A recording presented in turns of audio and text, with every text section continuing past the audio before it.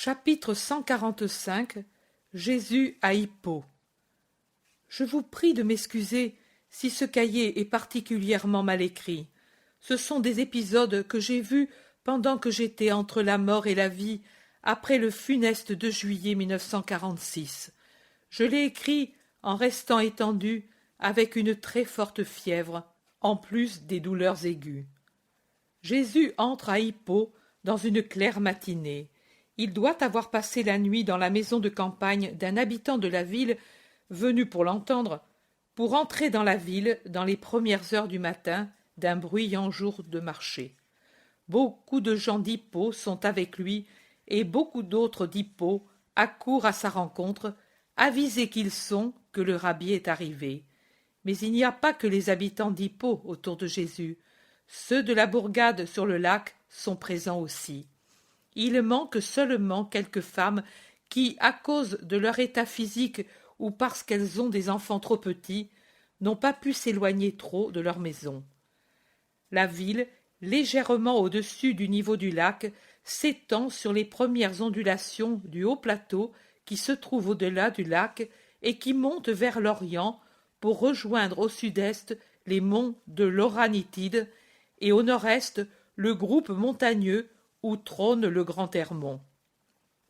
Elle se présente bien, avec ses riches maisons de commerce et ses propriétés, et elle est importante comme nœud de route et centre de nombreuses régions d'au-delà du lac, comme l'indiquent les bornes routières qui portent les noms de Gamala, Gadara, Pella, Arbela, Bosra, Gergesa et d'autres encore. Elle est très peuplée et très fréquentée par des étrangers venus des villes voisines pour des achats ou des ventes ou d'autres raisons d'affaires. Je vois qu'il y a de nombreux Romains, civils ou militaires, parmi la foule. Je ne sais pas si c'est particulier à cette ville ou à la région, mais les gens ne me paraissent pas si hostiles et butés envers les Romains. Il se peut que les affaires aient créé des liens, sinon d'amitié, au moins des relations plus que dans les régions de l'autre rive. La foule grossit à mesure que Jésus s'avance vers le centre de la ville jusqu'à ce qu'il s'arrête sur une vaste place plantée d'arbres, à l'ombre desquels se déroule le marché, c'est-à-dire où se traitent les affaires les plus importantes, car le commerce de détail de vivres et d'objets se trouve au-delà de cette place, sur un terre-plein où déjà le soleil frappe très fort. Les acheteurs et les marchands s'en défendent avec des toiles tendues sur des pieux qui donnent un peu d'ombre sur les marchandises exposées par terre. L'endroit est ainsi couvert de toiles multicolores qui s'élèvent un peu au-dessus de la terre, et il fourmille de gens dont les vêtements sont de toutes les couleurs. Il semble un pré orné de fleurs géantes dont les unes sont immobiles et les autres circulent entre les étalages. Cela donne à l'esplanade un aspect assez agréable que certainement elle n'a plus lorsque, désencombrée de ses boutiques préhistoriques, elle n'est plus qu'une place stérile et déserte, jaunâtre et désolée. Elle est animée maintenant par un bruyant brouhaha. Mais comme ils crient ces gens du peuple, et que de paroles et de cris pour marchander une écuelle de bois, un blutoir ou bien une poignée de graines. Et au vacarme des vendeurs et des acheteurs s'unit tout un chœur de mendiants qui forcent leur voix pour qu'on les entende par-dessus le bruit du marché. Barthélemy s'exclame. « Mais ici, maître, tu ne peux pas parler. Ta voix est puissante, mais elle ne peut couvrir tout ce bruit. » « Nous allons attendre, » répond Jésus. « Vous voyez, le marché se termine. Certains enlèvent déjà leurs marchandises. En attendant, allez donner l'obole aux mendiants avec les offrandes des riches d'ici. Ce sera le prologue et la bénédiction du discours, car l'aumône faite avec amour passe du degré de secours matériel à celui de l'amour du prochain, et il attire des grâces. Les apôtres vont s'acquitter de cet ordre. Jésus se met à parler au milieu de la foule attentive. La ville est riche et prospère, au moins de ce côté-ci. Je vous vois habillés de vêtements propres et élégants. Vos visages ont un air de prospérité. Tout me dit que vous ne souffrez pas misère. Maintenant, je vous demande si ceux là-bas qui se plaignent sont d'Hippo ou des mendiants occasionnels venus ici d'autres endroits pour avoir des secours. Soyez sincères. Voilà, nous allons te dire, bien que tes paroles soient déjà un reproche, certains sont venus d'ailleurs, la plupart sont d'Hippo. Et il n'y a pas de travail pour eux. J'ai vu que l'on construit beaucoup ici, et il devrait y avoir du travail pour tous. Ce sont presque toujours les Romains qui embauchent pour les travaux. Presque toujours, tu as bien dit, car j'ai vu aussi des habitants d'ici qui dirigent des travaux.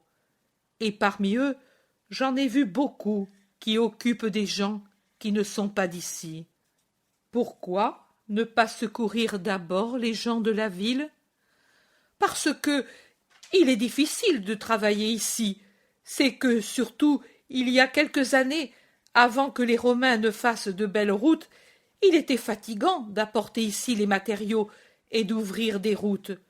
Et beaucoup se sont rendus malades ou estropiés, et maintenant ce sont des mendiants, car ils ne peuvent plus travailler. Mais vous jouissez du travail qu'ils ont fait.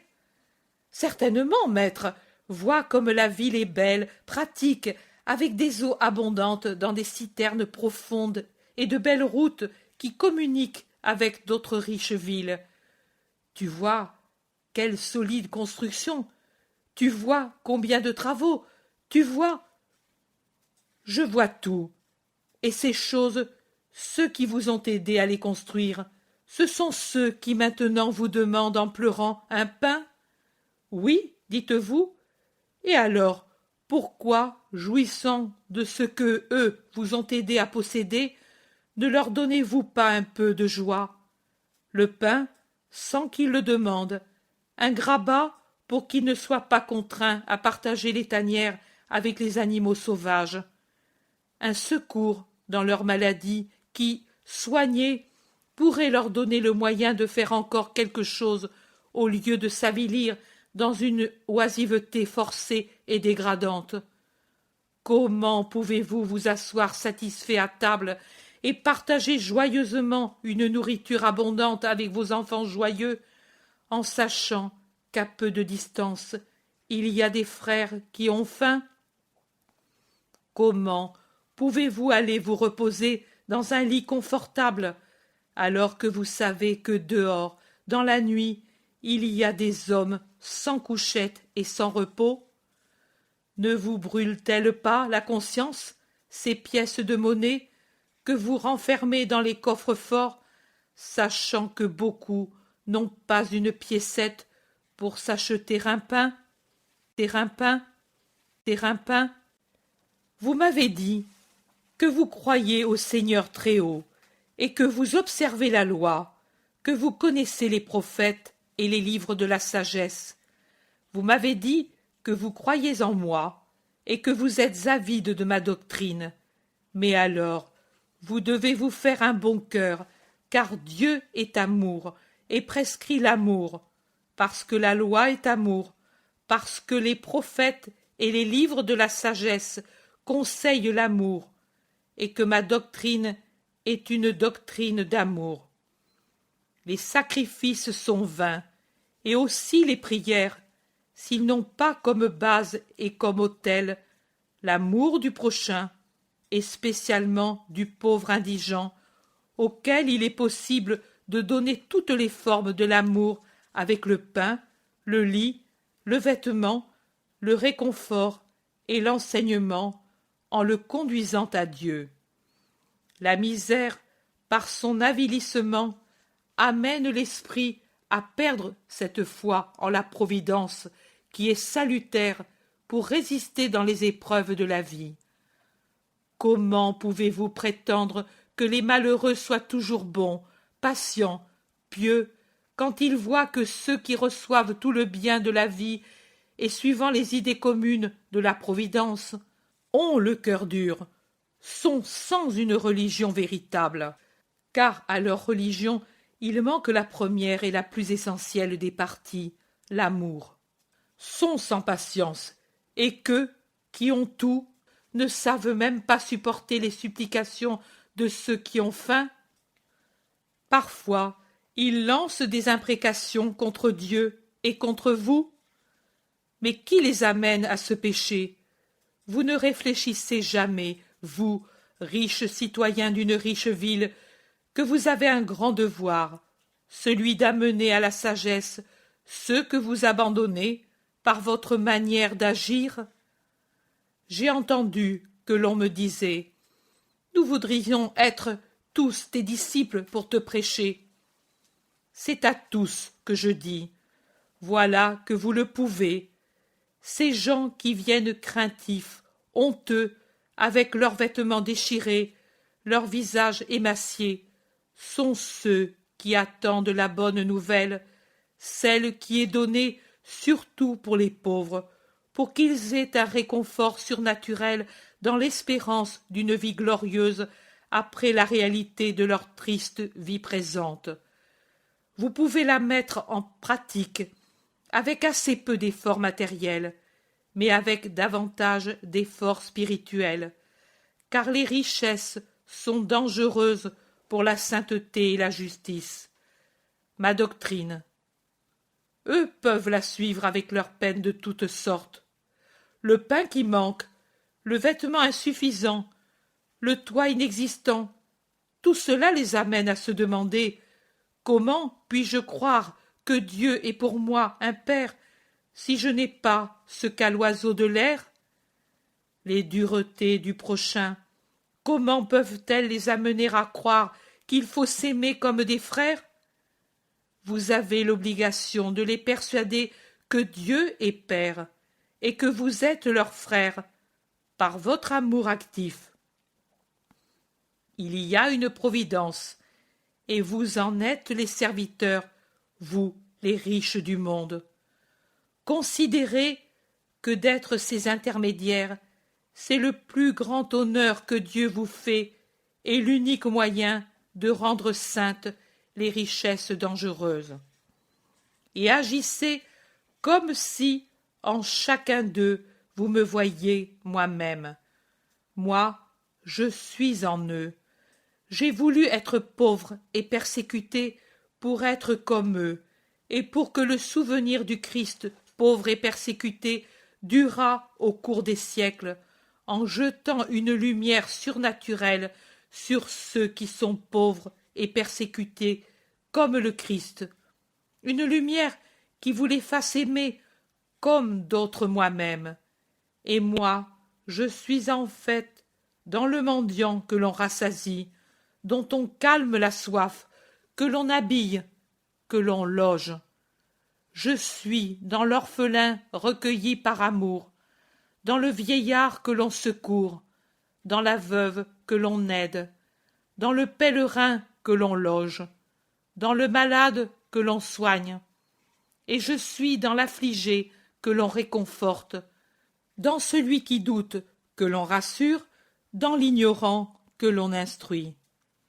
Je suis où on reçoit l'amour, et toute chose qui est faite à un frère dépourvu de moyens matériels ou spirituels, c'est à moi qu'elle est faite, car je suis le pauvre, l'affligé, l'homme des douleurs, et je le suis pour donner richesse, joie, vie surnaturelle à tous les hommes qui, bien des fois, ils ne le savent pas, mais c'est ainsi, ne sont riches qu'en apparence, et joyeux d'une joie seulement apparente, et qui sont tous pauvres de vraie richesse et de vraie joie, car ils sont sans la grâce à cause de la faute d'origine qui les en prive. Vous le savez, sans la rédemption, il n'y a pas de grâce, et sans la grâce, il n'y a pas de joie ni de vie. Et moi, pour vous donner la grâce et la vie. Je n'ai pas voulu naître roi ou puissant, mais pauvre, mais enfant du peuple, mais humble. En effet, la couronne n'est rien, le trône n'est rien, rien la puissance pour celui qui vient du ciel afin de conduire au ciel, alors que l'exemple est tout ce qu'un vrai maître doit donner pour donner de la force à sa doctrine. En effet, les plus nombreux, ce sont les pauvres et les inférieurs, alors que les puissants et les heureux sont les moins nombreux. Parce que la bonté est pitié.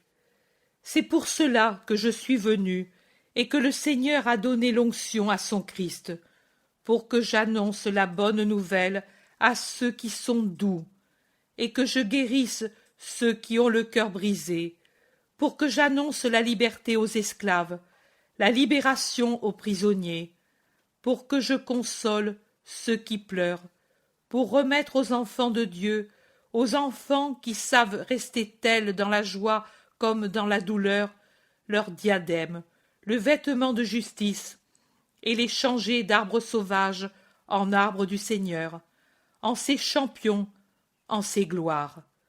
Je suis tout pour tous, et je veux les avoir avec moi dans le royaume des cieux, lequel est ouvert à tous, pourvu qu'on sache vivre dans la justice.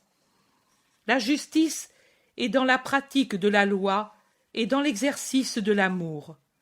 À ce royaume, on n'accède pas par les droits de la fortune, mais par l'héroïsme de la sainteté.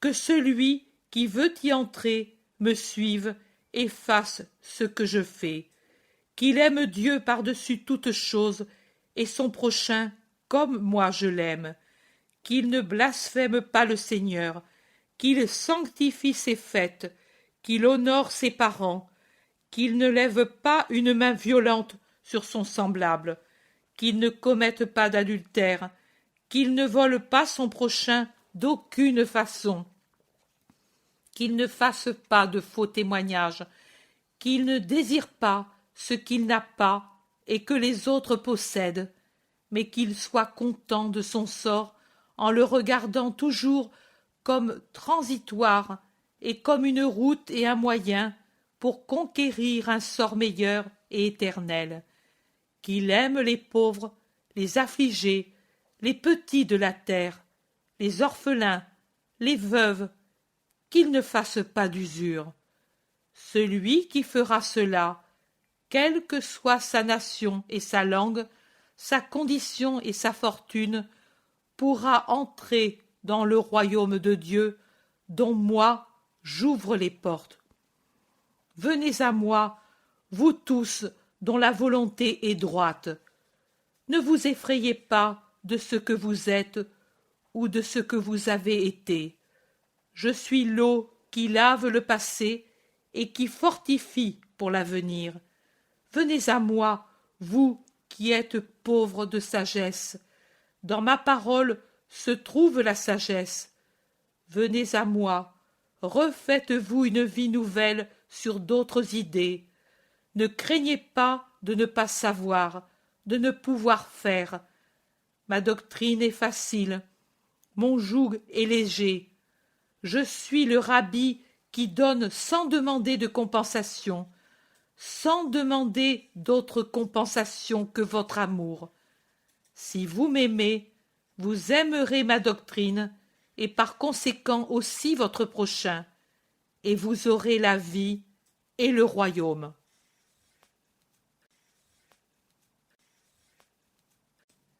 Riches, dépouillez-vous de l'attachement aux richesses, et achetez avec elles le royaume, par toutes les œuvres de miséricordieux amour pour le prochain. Pauvres, dépouillez-vous de votre avilissement et venez sur la route de votre roi. Avec Isaïe, je vous dis, vous qui avez soif, venez aux eaux, vous qui n'avez pas d'argent, venez acheter. Avec l'amour, vous achèterez ce qui est amour, ce qui est nourriture impérissable, la nourriture qui vraiment rassasie et fortifie.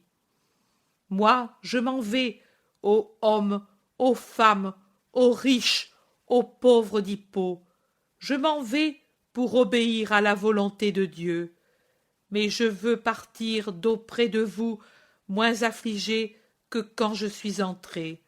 C'est votre promesse qui soulagera mon affliction. Pour votre bien, ô riches, pour le bien de votre ville, soyez, promettez-moi d'être miséricordieux à l'avenir envers les plus petits d'entre vous. Tout est beau ici, mais comme le nuage noir d'un orage donne un aspect effrayant à la ville la plus belle, ainsi plane ici, comme une ombre qui fait disparaître la beauté, la dureté de votre cœur. Enlevez-la, et vous serez bénis. Rappelez-vous, Dieu promit de ne pas détruire Sodome s'il s'y était trouvé 10 justes.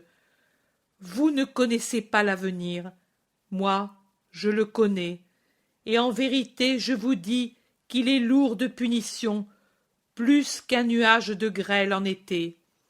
Sauvez votre ville par votre justice, par votre miséricorde. Le ferez-vous? Nous le ferons, Seigneur, en ton nom. Parle-nous, parle-nous encore. Nous avons été durs et pécheurs, mais toi, tu nous sauves. Tu es le Sauveur. Parle-nous. Je serai avec vous jusqu'au soir, mais je parlerai par mes œuvres. Maintenant que le soleil donne, que chacun aille dans sa maison et méditer mes paroles. Et toi, où vas-tu, Seigneur? Chez moi, chez moi. Tous les riches d'Hippo veulent la voir, et ils se disputent presque pour faire valoir le motif pour lequel Jésus doit aller chez celui-ci ou celui-là. Il lève la main pour imposer silence. Il l'obtient non sans peine. Il dit « Je reste avec eux », et il indique les pauvres qui, serrés en tas en marge de la foule, le regardent de l'œil de quelqu'un qui, toujours méprisé, se sent aimé. Et il répète « Moi, je reste avec eux pour les consoler et partager le pain avec eux, pour leur donner un avant-goût de la joie du royaume où le roi sera assis parmi ses sujets au même banquet d'amour. Et en attendant, puisque leur foi est peinte sur leur visage et dans leur cœur, je leur dis qu'il vous soit fait ce que dans votre cœur vous demandez, et que vos âmes et vos corps jubilent dans le premier salut que vous donne le Sauveur. Les pauvres peuvent être au moins 100. Les 2/3 au moins d'entre eux sont handicapés, ou bien sont aveugles, ou visiblement malades. L'autre tiers, ce sont des enfants qui mendient pour leur mère veuve ou pour leurs grands-parents. Eh bien, c'est un spectacle prodigieux. Les bras estropiés, les hanches disloquées, les échines déformées, les yeux éteints, les gens épuisés qui se traînent, toute la flore douloureuse des maladies et des malheureux provoqués par des accidents de travail ou par des excès de fatigue ou de privation. Tout disparaît en reprenant un état normal. Tous ces malheureux se reprennent à vivre et à se sentir capables de se suffire à eux-mêmes. Leurs cris remplissent la vaste place et y résonnent. Un Romain se fraie avec peine un passage dans la foule en délire et rejoint Jésus qui, à son tour, se dirige avec peine vers les pauvres qu'il a guéris et qui le bénissent de leur place, ne pouvant fendre la foule compacte. « Salut, ô Rabbi d'Israël! Ce que tu as fait, est-ce seulement pour ceux de ton peuple? » Non, homme, ni ce que j'ai fait, ni ce que j'ai dit. Mon pouvoir est universel, parce qu'universel est mon amour, et ma doctrine est universelle, parce que, pour elle, il n'y a pas de caste, ni de religion, ni de nation qui la limite. Le royaume des cieux est pour l'humanité qui sait croire au vrai Dieu, et je suis pour ceux qui savent croire dans la puissance du vrai Dieu. Je suis païen, mais je crois que tu es un dieu. J'ai un esclave qui m'est cher, un vieil esclave qui me suit depuis mon enfance. Maintenant, la paralysie le tue lentement, en le faisant beaucoup souffrir. Mais c'est un esclave, et peut-être que toi. En vérité, je te dis que je ne connais qu'un seul esclavage qui me donne du dégoût, celui du péché obstiné. En effet, celui qui pêche et se repent rencontre ma pitié. Ton esclave va être guéri. Va, et guéris-toi de ton erreur en entrant dans la vraie foi. Tu ne viens pas dans ma maison? Non, homme. Vraiment, j'ai trop demandé. Un Dieu ne va pas dans les maisons des mortels. Cela ne se lit que dans les contes. Mais personne n'a jamais logé Jupiter ou Apollon. Parce qu'ils n'existent pas. Mais Dieu, le vrai Dieu, entre dans la maison de l'homme qui croit en lui, et il y apporte la guérison et la paix. Qui est le vrai Dieu? Celui qui est. Pas toi, ne mens pas. Je sens que tu es Dieu. Je ne mens pas. Tu l'as dit, je le suis. Je suis le Fils de Dieu, venu pour sauver aussi ton âme, comme j'ai sauvé ton esclave aimé. N'est-ce pas lui qui vient t'appeler à grands cris? Le Romain se retourne. Il voit un vieillard suivi par d'autres et qui, enveloppé dans une couverture, accourt en criant « Marius! Marius! Mon maître! Par Jupiter! Mon esclave! Comment? Moi? J'ai dit Jupiter. Non, je dis par le rabbi d'Israël. Moi! L'homme ne sait plus que dire. Les gens ouvrent volontiers leurs rangs pour laisser passer le vieillard guéri. Je suis guéri, maître. J'ai senti un feu dans mes membres et entendu un commandement. Lève-toi. Il me semblait que c'était ta voix. Je me suis levé. Je tenais debout. J'ai essayé de marcher. J'y réussissais. J'ai touché mes escarres. Plus de plaies. J'ai crié. Nérée et Quintus sont accourus. Ils m'ont dit où tu étais. Je n'ai pas attendu d'avoir mes vêtements. Maintenant, je puis encore te servir. Le vieillard à genoux pleure en baisant les vêtements du Romain. Pas à moi, c'est lui, le rabbi, qui t'a guéri. Il faudra croire Aquila. Lui, c'est le vrai Dieu. Il a guéri ceux-ci de sa voix. Et toi, avec je ne sais quoi. On doit croire. Seigneur, je suis païen, mais voilà. Non, c'est trop peu. Dis-moi où tu vas, et je te ferai honneur. Il avait offert une bourse, mais il la reprend. Je vais sous ce portique sombre avec eux. Je te donnerai pour eux.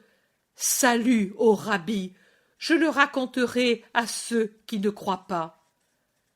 Adieu, je t'attends sur les chemins de Dieu. Le Romain s'en va avec ses esclaves. Jésus s'en va avec ses pauvres et avec les apôtres et les femmes disciples.